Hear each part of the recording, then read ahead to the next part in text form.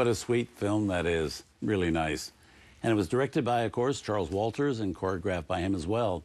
And back with me is my co-host, Brent Phillips, the author of a new biography about Charles Walters' career. Welcome back, Brent. Thank you.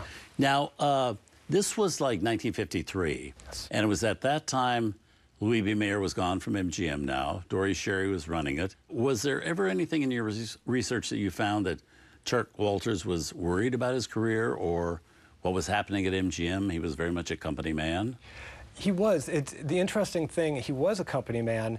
His films kept on making so much money. And Charles Walters was one of those people who could get a film in on time and under budget. So in that sense, they were going to keep him there. And of course, when he would have a home run like Lili, that certainly helped, boost his standing.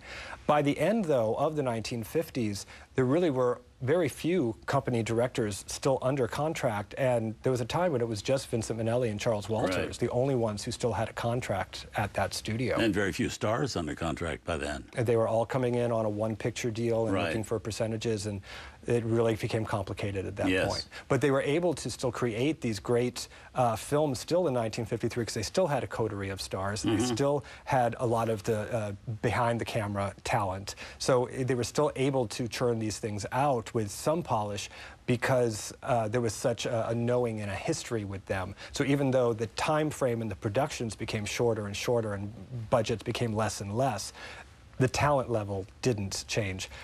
In the next few years under Dory Sherry, yes, definitely it's going to change. And we also have to remember that this was 53, so that means Streetcar Named Desire had been out for 2 years, so you got Brando, James Dean's about to enter the scene.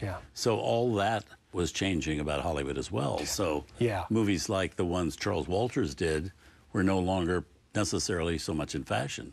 They were in fashion with, I think, a large portion of, some portion of the audience. They, of course, still wanted that. But they didn't have the buzz that the other films had. But then it allowed for a film that maybe would have slightly darker themes, like Lili has, to come about because of these films with Dean and Brando and Clift and all these other, different types of actors. Yeah.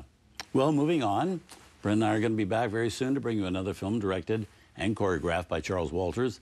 This one also from 1953, and it stars Esther Williams. Beautiful, of course, and statuesque, and for much of the time, wet.